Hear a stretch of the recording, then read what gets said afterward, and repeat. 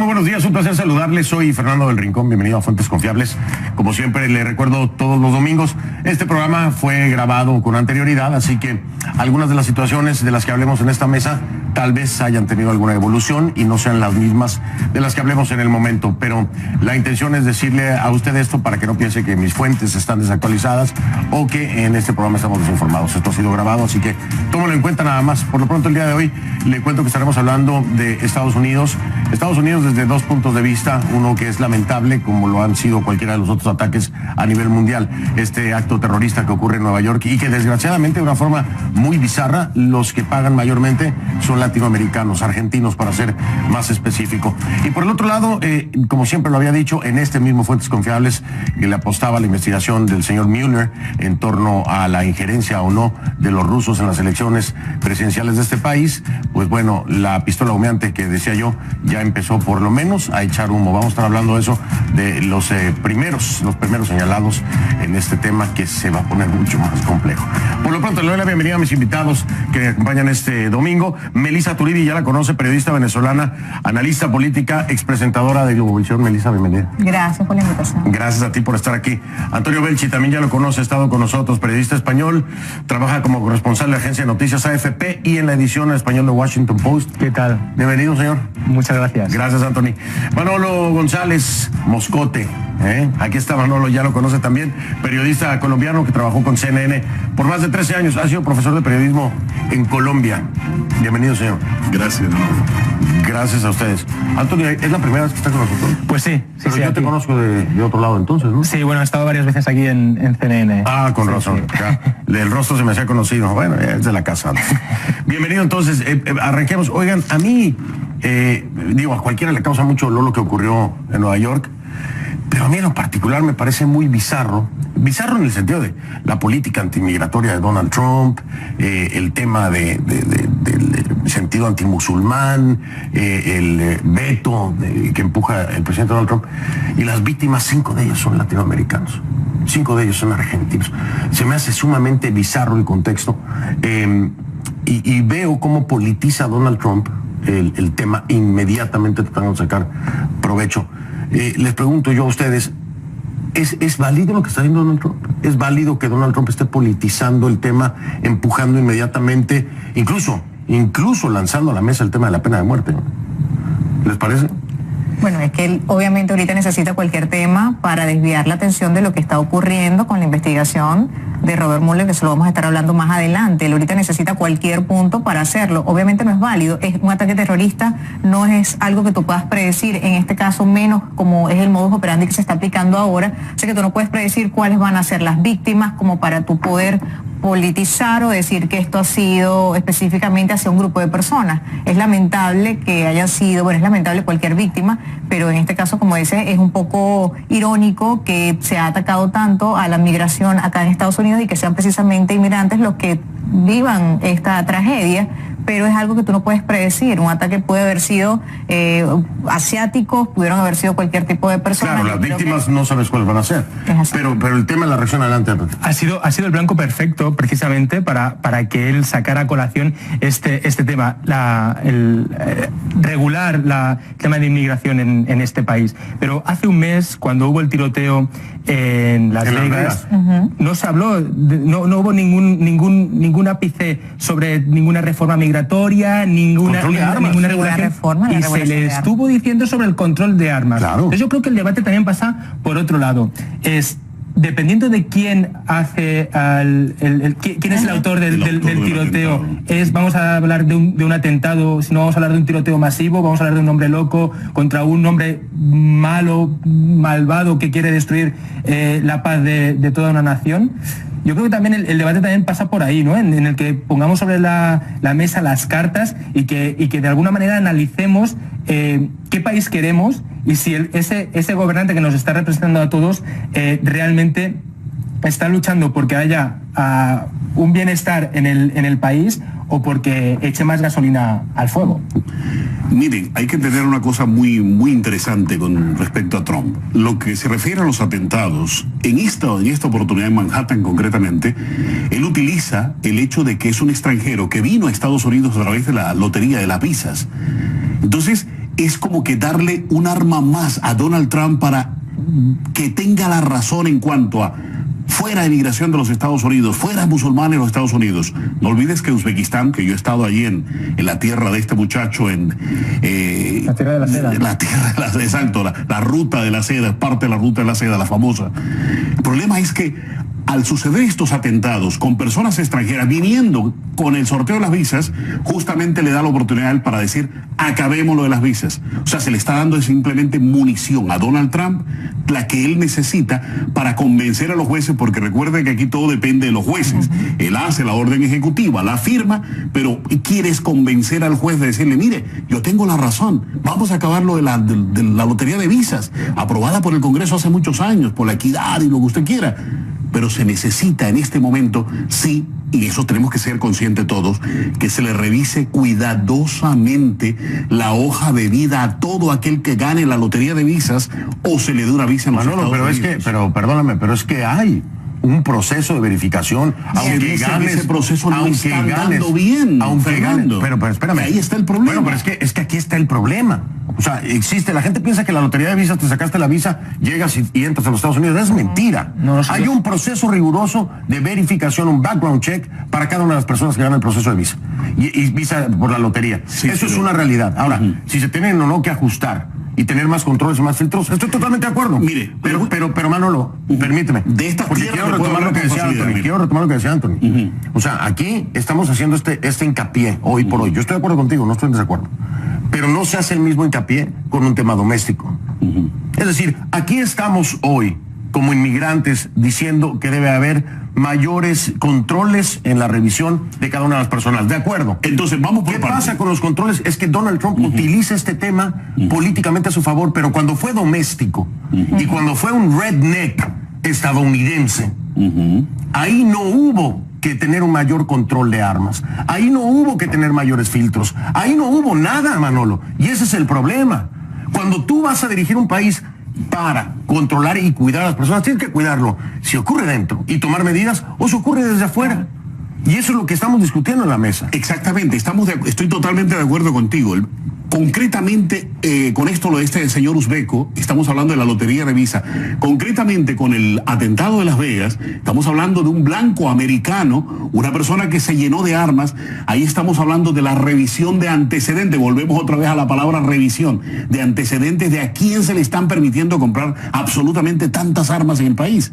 O sea, aquí estamos fallando por muchas cosas. Primero, revisión internamente de a quién le estamos permitiendo tomar las armas y externamente a quién estamos dejando entrar a Estados Unidos. Pero ahí está. Este es el punto de vista de un periodista, Anthony.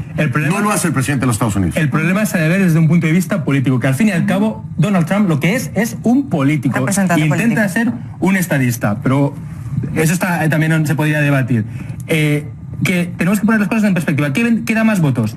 Decir en un foro, no, tenemos que bloquear la entrada de la gente de Medio Oriente, o tenemos que bloquear las armas en este país. Eso te quita votos cuando y sabemos te quita dinero. El lobby de las armas, lo potente que es. Claro. Tenemos que poner en contraste este tipo de cosas. Sabemos que la inmigración, hoy por hoy, inmigración no se reduce a Nueva York, Miami, Los Ángeles, donde vive una gran comunidad de Estados Unidos. No. Estados Unidos, hay una comunidad latina en Estados Unidos, sino que Estados Unidos es Oklahoma, es la América profunda, donde realmente vive gente muy alejada de la comunidad latina y creen que son más cercanos a una ideología de supremacistas blancos. Sí. Vamos a decir las cosas con todas sus letras. Sí. No, a nosotros nos dicen ilegales. Indocumentados, no, nos dicen ilegales, ¿no? Wetbacks. Entonces, bueno, ellos son supremacistas blancos. Las cosas aquí, hoy por hoy, creo que en este país y en estas mesas hay que decirlas por su nombre.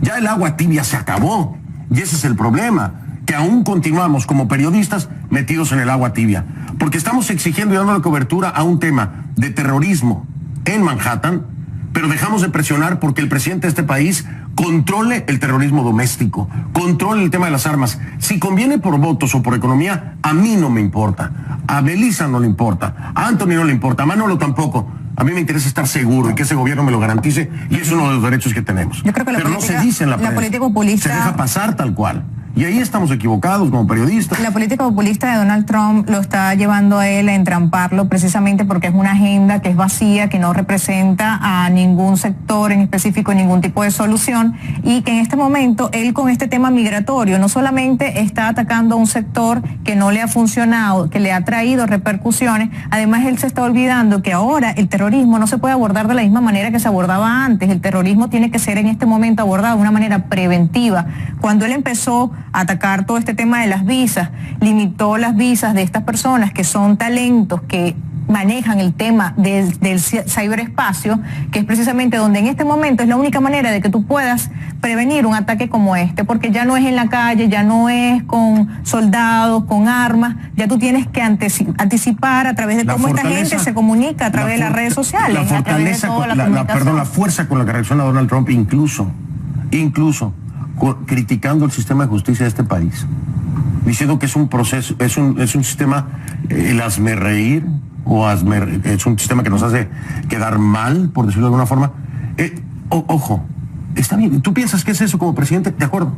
La misma dureza que tienes para esto, deberías de tenerlo para el control de armas. ¿Dónde hubo más muertos? Vamos a empezar por ahí. ¿Qué fue más trágico? ¿Qué fue más dramático? ¿Manhattan? Lo siento, cada muerto vale lo mismo y duele igual, ¿no? Pero en volumen vamos a pensarlo. El Partido Republicano siempre Entonces, ¿dónde está el esfuerzo político real por proteger ese país? Donald Trump se llena la boca diciendo que quiere proteger a los estadounidenses. ¿Dónde está protegiéndolo de alguien que tiene más de 10 armas en su casa? Mire, las elecciones, acuérdense que el Congreso se renueva cada 2 años en un 30%. Aquí estamos a portas otra vez de nuevas elecciones. ¿Y qué vamos a tener en eso? Que se están cuidando precisamente los políticos de no ir más allá del más allá. Estamos hablando de que hay varios congresistas, sobre todo demócratas, que están hablando del impeachment hacia el señor Donald Trump por todo lo que sabemos, pero a su vez esos mismos políticos están actuando con cautela porque vienen las elecciones. Aquí todo va a depender, Fernando, aquí todo va a depender del vaivén de la temporada política que viene. Vienen elecciones presidenciales, entonces el tema se maneja de acuerdo a esto.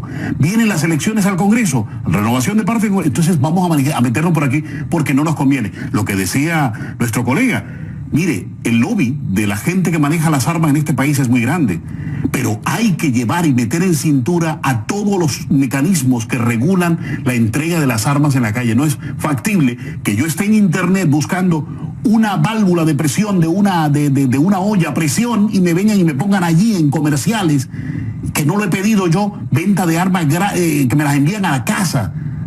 Armas de combate. ¿Y esto qué es? Sin ningún permiso, sin ninguna revisión. Por Dios. Pero es Manolo, mientras tú tengas un presidente que sea republicano, eso nunca va a ocurrir. Los republicanos siempre se han opuesto a lo que es la regulación de armas, así que eso no va a ocurrir mientras ellos lo tengan, y mucho menos en este momento cuando los republicanos necesitan levantar un poco lo que es la visión del votante, porque la política de Donald Trump ha sido muy deficiente, ha decaído demasiado en tan solo un año, no tiene ni siquiera un año de haber asumido el poder, y los republicanos están en problemas, tanto que yo me atrevería a decir que si en algún momento a Donald Trump se le presenta un impeachment, va a ser auspiciado por el mismo Partido Republicano, ni siquiera por los demócratas, y esto para salvar ellos lo que es sus propios votantes. Entonces difícilmente tú vas a ver una regulación de armas con Donald Trump en la cabeza. ¿Cuál es, digamos, la hipocresía y la ironía? Bueno, todos lo sabemos, Donald Trump simplemente está tratando de sobrevivir este tiempo que tiene y tratando de ganar precisamente tiempo. ¿Por qué ataca a los jueces? Ya todos sabemos, Donald Trump está muy mal parado ante lo que es los jueces, no solamente por el tema migratorio, sino por su propia situación durante la campaña y todo este tema con los rusos. Así que obviamente él necesita cualquier argumento para seguir manejando la opinión pública a su favor y tratando de enlodar un poco ciertas instituciones que lo han atacado como para parecer la víctima políticamente hablando. Seguimos hablando de un populismo que es vacío, que no representa ningún tipo de solución y que no le ha dado ningún tipo de efectividad a lo que ha sido el gobierno de Donald Trump. Y también preguntaría, ¿qué más tiene que pasar en este país para que realmente haya una regulación en las armas? ¿Cuántos muertos más se necesitan? ¿Cuántos muertos más se necesitan poner sobre la mesa para decir, señores, hay un problema grave? Cuando pasan este tipo de cosas, y no hablas con los políticos, hablas con la gente de la calle. Yo estuve en Las Vegas, acabo de venir de ahora de Nueva York cubriendo el tiroteo en Manhattan. Cuando hablas con la gente que sea o no republicana, hay un pensamiento global en este país, que es que el control de las armas se mejora teniendo más armas. Yo diría que el control de las armas no existe en este país. Si uno dice, no, es que yo estoy solo en casa y yo prefiero tener una arma en casa por si me pasa cualquier cosa. Para defenderme. Claro, y digo, bueno, ¿y la policía? ¿Dónde está la policía? ¿Dónde están las autoridades? Este es un país seguro, estamos en el mejor país del mundo, en el país más seguro del mundo. ¿Para qué necesitamos unas armas? Entonces, cuando la sociedad también piensa que la seguridad, la única manera de estar seguro es teniendo más armas en casa, claro, ahí tenemos un problema, y un problema grave que no solo va a tener este presidente, sino seguramente los que vengan. Pero es que el debate yo creo que se debería dar, tal vez tú puedes tener un arma, pero es como decía Manolo, o sea, no puedes comparar una 9 milímetros con un fusil o con un arma de guerra. ¿Qué tipo de arma? O sea, es inconcebible que tú puedas decir que yo necesito esta arma de guerra para protegerme en mi casa. Tú no vives en Vietnam, no vives en una zona de guerra. Aquí voy a marcar pausa, pero aquí en reflexión, ¿no? Está bien, señor Trump. Vamos a tomar su veto, ¿no? No entra ningún musulmán más a este país. No va a haber más personas de Uzbekistán, de Medio Oriente, no va a haber nadie más. Solo van a entrar los que usted diga de los países que usted quiera. Perfecto. ¿Y qué va a pasar con los asesinos que hay en este país con las armas? Los lobos solitarios. Los lobos solitarios, los animales que hay sueltos en este país. Así es. Porque eso es lo que son unos animales. Entonces, adivina qué. Si no hubiera entrado este uzbeco, hubiera sido otro. 8 personas no hubieran muerto. En Miami, pero en Las Vegas hubieran muerto los mismos que murieron. Entonces, ¿de qué seguridad me habla el gobierno estadounidense? ¿De qué seguridad me habla el presidente Donald Trump? ¿De que no van a entrar los terroristas, pero aquí adentro nos vamos a seguir masacrando porque no tienen los pantalones para llevar a la mesa algo que les va a costar votos y dinero? Entonces, la hipocresía y el populismo que nosotros estamos enfrentando en este gobierno, no podemos seguirla soslayando, no podemos dejar de decirla concretamente. Estos son hechos, como el anuncio de CNN, la manzanita, ¿no? Esta es una manzana, aunque me digan que es una banana.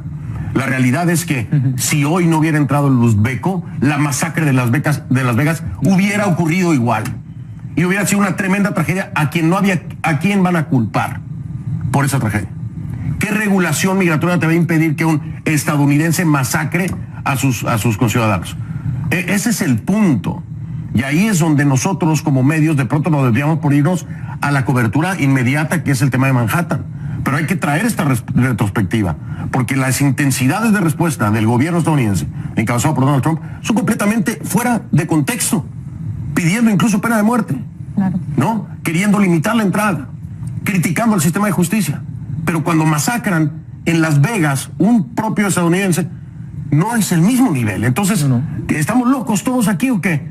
Tenemos que hablarlo y decirlo, porque si no, hay alguien más loco que nos está llevando a su locura. Voy a hacer pausa, Manolo. Eso se resume. Me dicen entre terroristas buenos y terroristas malos. ¡Wow, qué fuerte! Y wow, no creo. Bueno, ahora vengo con ese. ¿Sabes qué pasó con eso? Me hizo cortocircuito el cerebro, pero entiendo por dónde va. Hago una pausa y ya regreso.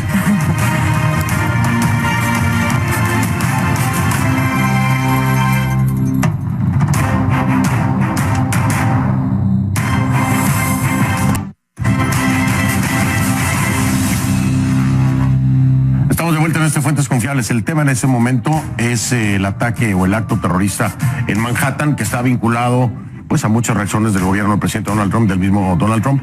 Me decía Manolo antes de ir a la pausa, terroristas buenos y terroristas malos. Así es, mire, cuando usted se acuerda cómo se creó Osama Bin Laden, claro, se creó para atacar a los soviéticos en Afganistán. Para nadie es un secreto, era el aliado número 1 de Estados Unidos. En ese momento era un terrorista bueno. Cuando él se cambia de piel y ataca a Estados Unidos, se convierte en un terrorista malo. Nosotros no tenemos ni por qué aliarnos con terroristas y no tenemos por qué distinguir entre terroristas buenos y terroristas malos. Terrorista es terrorista y punto. Es ahí el problema en el que nosotros estamos inmersos. ¿Por qué lo que sucede dentro del país no lo llamamos con su nombre? Exacto. ¿Por qué no lo hacemos? Estoy de acuerdo contigo. ¿Por qué solamente miramos que el terrorismo viene de afuera? Si aquí tenemos lobo solitario. El señor de Honduras esta semana que quería hacer un atentado terrorista en Miami iba a matar 15, 20, 40, 50 personas en un centro comercial atestado. Entonces, dice un momentico, ¿qué vamos a mirar tanto quien viene llegando a Estados Unidos? Los tenemos aquí. Si el problema está aquí adentro. Ay, gracias, Manolo. Allá es que yo iba. Y se han dado cuenta el lenguaje también, ¿no? Mediáticamente hablando, como periodistas aquí entre nosotros, nada más entre nosotros. Es que cuando viene alguien de fuera, un uzbeco mata a 8, es un terrorista. Y es un acto de terrorismo. Y cuando masacran en Las Vegas, es un enfermo, ¿no? O un enfermo. Un enfermo, un loco, es una masacre, pero no es terrorismo. Es terrorismo doméstico. Y como dice Manolo, hay que decirlo como es y con su nombre. ¿Qué es lo que está pasando? Estamos cayendo como medios en esta agenda que nos está marcando Trump, de suavizar, porque Trump califica, es inmediato. Trump califica lo de Las Vegas, un loco. Trump califica lo de Manhattan, un terrorista. Un terrorista, pena de muerte, nuestro sistema es para reír, etcétera. Y los medios empezamos a darnos cuenta a replicar las frasecitas del presidente Trump. No, señor, lo que ocurrió en Las Vegas es terrorismo doméstico. Como medio de comunicación y basado en los hechos, tenemos la obligación de decirlo como es. No lo estamos haciendo. Nosotros tenemos la culpa. ¿Seguro? ¿Estás de acuerdo?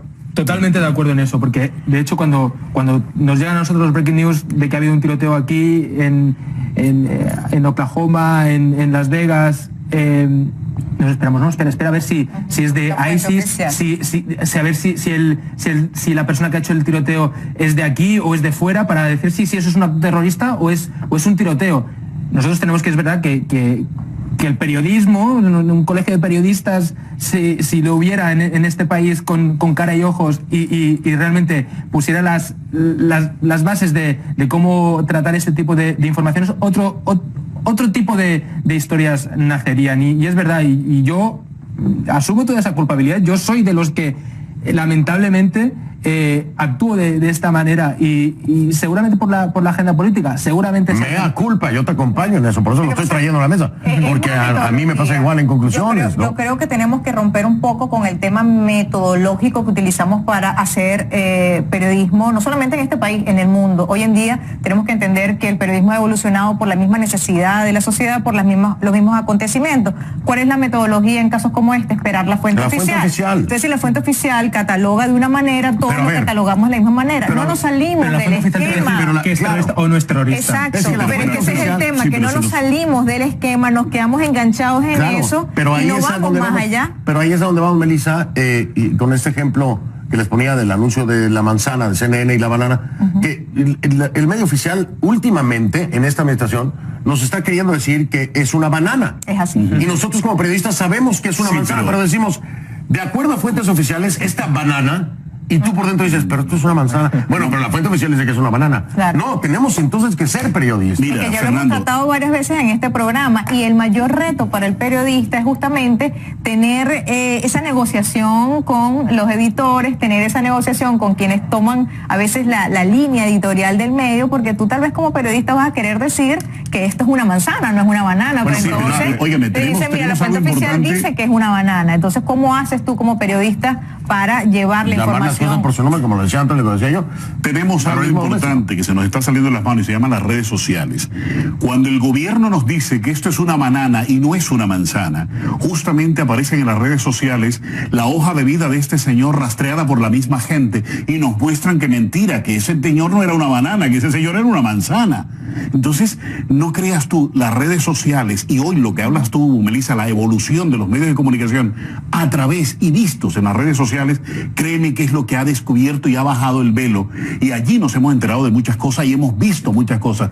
Gracias a las redes sociales sabemos lo que dijo Snowden. Gracias a las redes sociales sabemos que existe Wikileaks. Gracias a las redes sociales sabemos todo eso. Te digo. Y no nos han podido meter más el dedo en la boca. Te digo algo, las redes sociales, gracias a las redes sociales, muchas manzanas no han dejado de ser manzanas. ¿no? Así es. Pero también en las redes sociales hay muchas bananas disfrazadas de manzanas. Okay, Exactamente. Hay que tener cuidado. Hay que distinguir lo falso de lo verdadero que sea, porque las redes se han prestado también para esto, ¿no? Sí. Para confundir a la gente. Pero si uno es serio, si uno es honesto y sabe entender y analizar, como digo yo, a mí me pagan para pensar por otros, me pagan para analizar por otros. Tú siempre tienes que ir a la fuente y buscar y entender. Tomar riesgo. Tomar riesgo. Pero dentro de este caso, por ejemplo, en el comparativo que hacemos de Las Vegas y de Manhattan, pues también nos falta el ejercicio de exhibir a un gobierno que está utilizando de forma populista acontecimientos dramáticos en el país. No. Y no de la forma en la que nos lo vende como, ¿sabes? Te quiero proteger. Ah, pero nada más de los de afuera, porque los de adentro no, es que no son terroristas, están locos. No. Entonces, ya ahí en el aspecto principal de la forma, manzana o banana, no importa, es el contenido, ¿no? Porque siento que a veces nos están vendiendo el empaque de la manzana y cuando lo muerde sabe a plátano.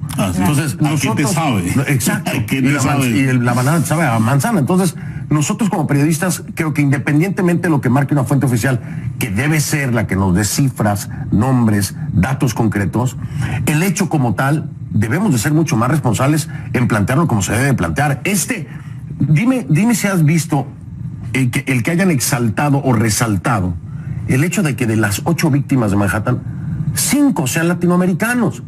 Se ha mencionado y se ha dicho que son argentinos. Son los medios latinoamericanos, lo han resaltado. Claro, son los medios latinoamericanos. Claro, y ahí está el problema. Entonces aquí voy al mainstream media de los Estados Unidos. Señores, este punto es muy importante. Resulta que los inmigrantes indocumentados que no debemos entrar a este país porque somos malos, porque somos violadores, porque somos asesinos, nos mataron por culpa de tu gobierno, hermano. Resulta que soy víctima de tu falta y tu incapacidad para protegerme, como un inmigrante, como un visitante extranjero. Es decir, aquellos a los que ha satanizado este gobierno fueron las víctimas de un ataque terrorista en Manhattan. ¿Cómo me explicas eso? ¿Y por qué los medios de mainstream no han traído eso a la mesa? Es irónico, no fueron 8 estadounidenses, fueron 5 argentinos, por el amor de Dios. Yo creo que, Fernando, lo que se tiene que analizar también es que gracias a esos mensajes populistas se está poniendo de relieve que este país también tiene un problema muy grave con el racismo.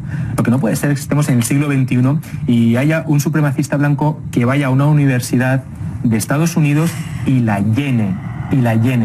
Hace 2 semanas vino aquí a Florida otro tipo, intentó alquilarla, le fue un fracaso, gracias a Dios, fue un fracaso. ¿Por qué?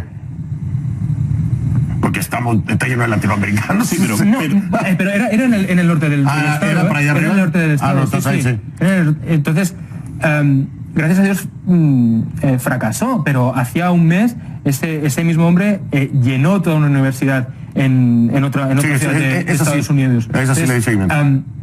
Es verdad, lo que no puede ser es que Ku Klux Klan, que tanto se está hablando en estos días, aún tenga tantísimos seguidores y no se condene de ninguna manera. ¿En qué país vivimos? No solo no se condene, sino que además Trump los apoye. Pero cuando se dieron los enfrentamientos digo, bueno, es que también hubo culpa del otro lado. De las pero cuando tienes al fiscal general de los Estados Unidos diciendo que a ese señor en esa universidad había que protegerlo y había que dejarlo hablar y su discurso porque eso se lo protege a él la Constitución, tú ahí dices...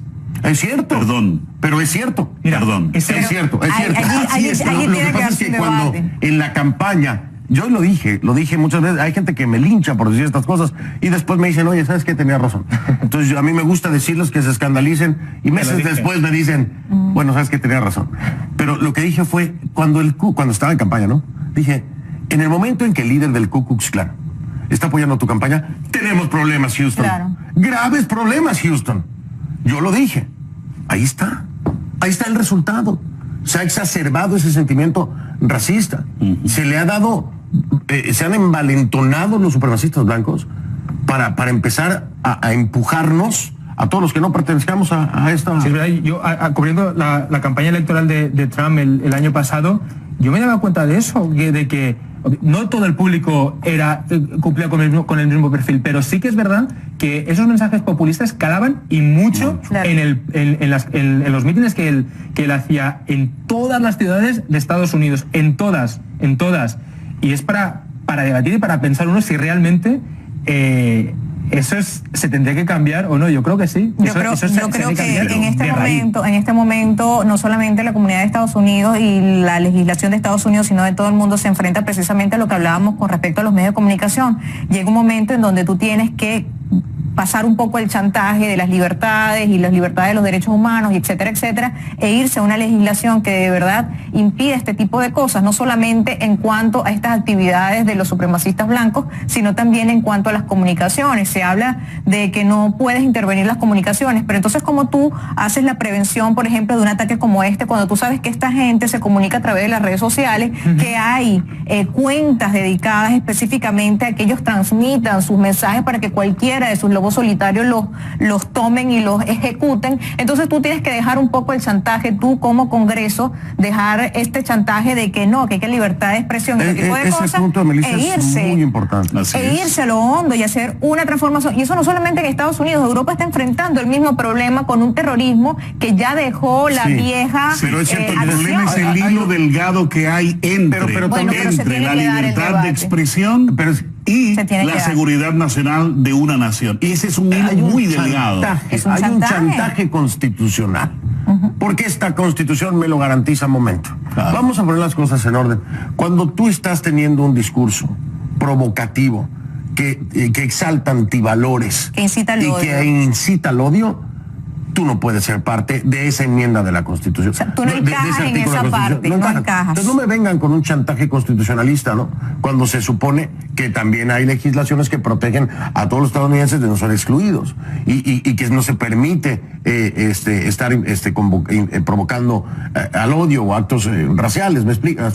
Vaya, hay chantaje constitucional. No podemos caer en eso. Se basan en que, claro, cuando sale a colación hablar de la regulación de las armas, me dicen, no, es que el señor que hizo el atentado hace 3 meses no utilizó ninguna arma, utilizó un vehículo. ¿Qué justificación le das tú a eso para que se tengan que regular las armas cuando no utiliza ninguna arma el terrorista? Claro, pero son dos cosas distintas. El tema de Las Vegas tiene que ver con la regulación de armas, pero el tema de este tipo de terrorismo que se está implementando, donde utilizan vehículos, se utilizó en Barcelona, se utilizó acá, se va a seguir implementando porque es más difícil tú hacerle una prevención a esto que cuando, por ejemplo, utilizan una bomba, porque cuando tú compras los elementos de una bomba se disparan las alarmas. Pero ¿cómo disparan las alarmas cuando es un vehículo el que estás utilizando para matar personas? Pero ¿cómo le puedes hacer la prevención a través de las redes sociales? Trump, por ejemplo, con el tema de las visas hizo algo que para mí es un error no solamente político, sino además de seguridad nacional, absurdo y tonto, que fue la regulación de las visas para estas personas que tienen que ver con el sector tecnológico. Estas personas que son los llamados, algunos de ellos, por supuesto, no todos, los espías cibernautas, que son aquellas personas que trabajan a través de las comunicaciones en internet y son los que pudieran monitorear este tipo de cosas y hacer una prevención, saber dónde están ubicadas las personas que están, porque esto no es alguien que se le ocurrió, se paró una mañana y se le ocurrió agarrar una camioneta.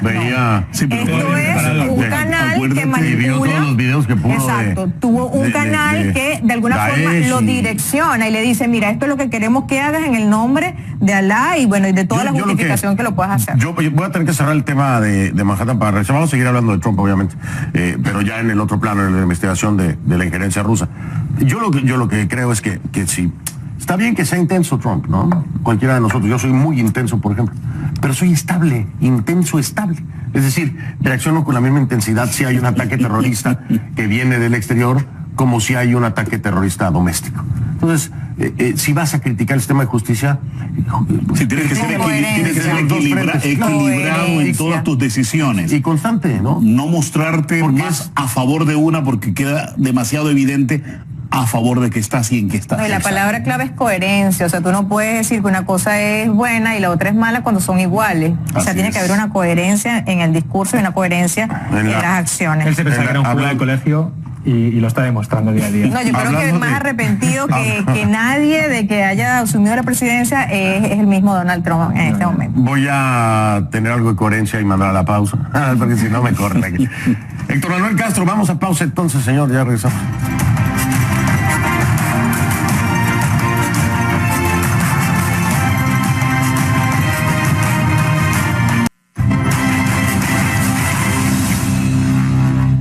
vuelta, vean nada más esa portada de Daily News, es espectacular. En el creativo, no me vaya a tomar a mal ahí en la Casa Blanca. Smashing Trumpkins.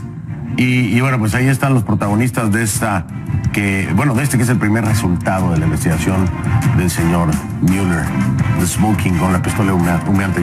¿Te acuerdas, Manolo? ¿Tú estabas aquí? Sí, señor. ¿Y tú te acuerdas que se los dije? Y yo le dije a usted, Donald Trump renunciará y usted se acordará de mí y aquí regresaremos a hablar de esa renuncia. Me acuerdo que les decía, ¿quién más estaba de invitados ese día con nosotros? Profesor. Manolo y yo estábamos en la misma línea.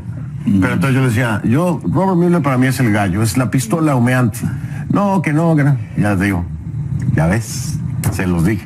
Claro, Mueller no se iba a meter en este paquetón si no sabía que le iba a encontrar cola a alguien allá adentro. Claro. ¿No? Ya por lo menos, y bueno, Papadopoulos, que ni cómo ayudarlos hizo el harakiri, confesando que le había mentido al FBI. El tema aquí me parece muy complicado hasta donde va. Yo creo que vienen muchas más cosas, ¿verdad? Pero me parece muy complicado hasta donde va, porque nada de esto está apuntado directamente a Donald Trump. Vamos a ser honestos. Yo creo que es un... Hasta este punto. De momento no ha salpicado a Donald Trump, pero sí que es verdad que Mueller está mandando un mensaje a la Casa Blanca. Es de que, señores, esto no ha hecho más que comenzar. Porque, y estoy convencido de que él sabe mucho más de lo que él ha dicho públicamente. Y que otros nombres se van a sumar a la lista. De eso ¿Quién sigue? No hay ninguna duda. ¿Quién sigue en tu lista? No lo sé, ¿no? No es fácil, pero es fácil saberlo. Es fácil saberlo. Es fácil. Flynn. ¿Qué? Flynn, exacto. Flynn sigue. De acuerdo con Manolo. Pero es curioso que la Casa Blanca, el mismo Donald Trump, hace unos días llamó al The New York Times diciendo que él estaba tranquilo, que esas informaciones que decían que él estaba nervioso, que en la Casa Blanca se mostraba cierto nerviosismo, todo era falso. Pero la pregunta que nos tenemos que poner encima de la mesa es, ¿qué pasa si algunos de estos tres que ya están en la investigación desean colaborar con la justicia para rebajar la pena y hablar y que se sumen otros nombres? Es que lo van a hacer. Mira, aquí hay algo importante, cuidado. Aquí hay algo importante, se llama lealtad. ¿Hasta qué punto toda esta gente que ha acompañado a Donald Trump van a ser leales a Donald Trump y no van a hablar más allá de la cuenta? Pero Manolo, pero es que ya no es ni siquiera que hablen o no. Ya Papadopoulos, acuérdate, ellos tienen que tratar de salvar su propia piel. ¿Cuánto silencio hubo desde la primera declaración de Papadopoulos? Cuando mintió al FBI. Hubo silencio por meses. Es decir, Papadopoulos ya estaba colaborando con las autoridades. Hoy nos enteramos. Pero cuando dijeron, usted mintió y aquí tenemos la prueba, bueno, voy a colaborar. Y es que esta colaboración de Papadopoulos, no sé cuánto haya tenido que ver, pero es lo que lleva a Mueller con Gates y con Manafort. O sea, es que la pregunta aquí es... Ahora, Manafort y Gates, ¿qué tanto pueden colaborar? Mire, aquí el fragmento importante está en, ustedes conversaron con los rusos. La pregunta aquí del millón es, ¿qué conversaron con los rusos? ¿De qué se trató toda la negociación y la conversación? Hasta ahora que son hizo los Kushner, emails de Hillary. Flynn, este y este. No, supuestamente porque iban a recibir información que ensuciara a Hillary Clinton, pero supuestamente hay más de esto. Era la negociación de cómo, y eso es lo que se conoce en Moscú y se sabe en Moscú, es la negociación directa entre Trump y Putin, cómo se iban a entender de gobierno a gobierno y cómo iban a transar Siria. A ver, y cómo iban a transar a ti, que estabas allá en Rusia, obviamente, y que conoces perfectamente bien el tema ruso.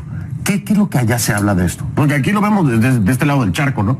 Pero allá ¿qué hoy estoy en los medios, las noticias? Mire, los medios primero son muy oficiales. Sí, los medios rusos en prácticamente el 90% son oficiales. Para ellos no ha habido ninguna colusión. Para ellos sencillamente es un invento de Estados Unidos para los medios de comunicación.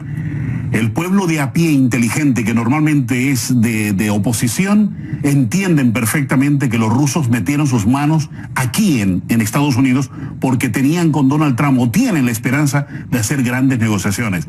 Negociaciones de agentes energéticos, asociaciones en el Medio Oriente que a Rusia le permitan estar en Siria muchos años, que simplemente se queden allí, que siga Bashar al-Assad o la persona que determinen en el Kremlin, no en Washington, que se quede en Siria, que las cosas en Irak cambien, que las cosas en Irán sigan a favor de Rusia y del Medio Oriente. Entonces, créanme que lo que está en negociación es muy grande. Y para el ruso de a pie y el que entiende y que es serio, dice, no, aquí estuvieron metidos esto. Pero ¿sabe cuál es el problema mayor? El problema mayor es el FBI la CIA en Estados Unidos, que hasta qué punto ellos, a dónde miraban cuando los rusos estaban metiéndose aquí a los sistemas de votación de los Estados Unidos. ¿Dónde estaba la vigilancia de este país en ese momento? Por eso al FBI y a la CIA, créame que no les va a convenir mucho que Mueller avance mucho en estas investigaciones. Yo creo que hay dos cosas que hay que ver en este momento. Esto, por supuesto, tiene muchos aspectos que se pueden analizar, pero en este instante hay dos cosas que, por ejemplo, una la mencionabas tú y tiene que ver con la supuesta tranquilidad de Trump, y es precisamente porque Mueller tiene una autoridad que es limitada. Entonces él piensa que cualquier cosa que él pueda descubrir fuera de lo que fue el entorno de la campaña no lo va a poder utilizar, y eso Donald Trump no lo puede predecir porque él no sabe qué cosas puede conseguir Mueller precisamente en este contexto de las negociaciones que tenía, y eso lo va a saber a través de rastrear el dinero, que es lo que se está haciendo ahorita, rastrear las negociaciones de las empresas de Trump con los rusos. Manafort, o sea, la cantidad de... Lo que pasa es que eso es una carta... ¿Cuántas cuentas bancarias tenía Manafort? Es una carta que no se sabe si la va a poder jugar Mueller en este momento porque tiene jurídicamente una autoridad limitada.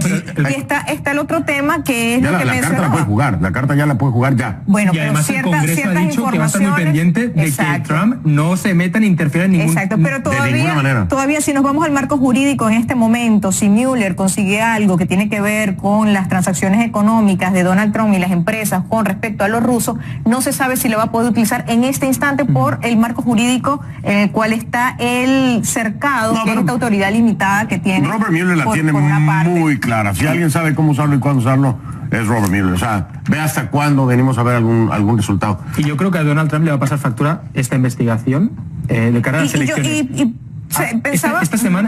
Esta semana había un estudio de ABC News que decía que el 58% de los estadounidenses estaban de acuerdo con cómo estaban haciendo las cosas en la investigación. Yo creo que eso se tiene que... Bueno, la popularidad de Donald Trump es... Yo creo que esa investigación es un mecanismo de control. Pausa, regreso para escuchar a Manolo, porque nos quedan 3 minutos de vuelta nada más, se va rapidísimo el programa, yo no sé, yo no puedo hacer más. Regalo 2 minutos, Héctor.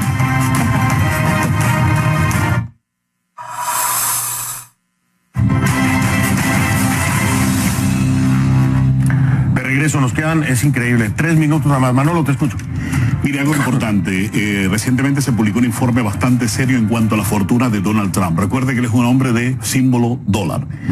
Su fortuna se está reduciendo considerablemente en los pocos meses que lleva en la presidencia. La gente no quiere comerciar con él. 1, 2, yo me sostengo que Donald Trump termina renunciando, y justo por esto, porque la Casa Blanca, aparte de ocasionarle un problema social y moral, económico, y él no va a perder su fortuna ni quiere salir del estatus en el que está del gran millonario de los Estados Unidos. Insisto, renuncia, y eso se lo voy a venir a contar aquí el día que suceda. Yo se lo voy a volver a contar. Ese día es fácil saberlo. ¿Por qué? Ese día te pongo alfombra roja para que entres acá.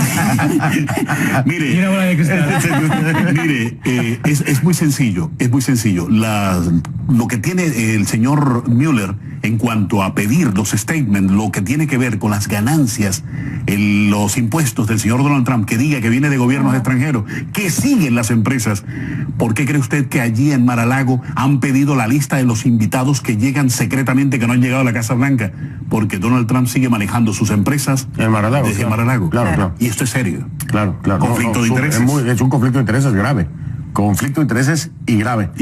Fíjate, no había oído eso de que renunciara, había oído impeachment. Yo de verdad no creo ni en impeachment, no creo tampoco en renuncia. ¿Que sí termina? Termina, pero muy anulado. Yo creo que esto es un mecanismo, yo creo que esto que se está haciendo es un mecanismo de control a través de distintas instituciones. ¿Cuánto lleva? Para un año, ¿no? Para tenerlo, en enero. Entonces, yo creo que simplemente todo esto que se está haciendo es para que él entienda que la agenda que está manejando no es una agenda que representa al país, que ha debilitado el liderazgo de Estados Unidos internacionalmente. Ya vemos el lenguaje, no hay ni siquiera respeto. Vimos cómo se comunicaba el mandatario de Norcorea con el presidente de Estados Unidos, que eso nunca se había visto. Entonces vemos socavado el liderazgo de Estados Unidos. Yo creo que la agenda política de lo que queda de la presidencia de Estados Unidos la va a manejar el Partido Republicano, y simplemente todo esto que se está haciendo va a terminar en un escritorio, pero negociando con Donald Trump, que quien va a marcar la agenda es el Partido Republicano y no el presidente. Para terminar. Su predicción. Yo solo digo que llevamos un año año de gobierno, vamos a llevar un año de gobierno de Donald Trump, y no ha hecho nada. O sea, yo me quedo con eso, con un año, y estamos hablando de la investigación rusa, de las leyes contra inmigrantes, el muro, del muro, aún sigue hablando de las políticas, metiéndose con los demócratas, con Barack Obama. El plan de impuestos, no sé, bueno, para hoy está la discusión. Está la discusión, o sea, hoy que estamos grabando está la discusión. Bueno, ojalá y haya una reducción de impuestos. Y la revisión de impuestos para él, que le convendría a personas que tienen determinada fortuna como él. Claro, ¿no? Saldría muy bien librado de esta reforma. Populistamente lo vende. Claro, si te dicen vas a pagar el 20% en lugar del 30%, pero no sabiendo que él es el que va a terminar pagando menos impuestos. Pero parece que todo pasa siempre por el Congreso. Entonces ahí es donde tiene Donald Trump. Cuánto billete tengas, te va mejor. Así mismo. Voy a hacer una pausa en la última del programa. Ya regreso para hacer un poquito más de billete con los comerciales. Ya vengo.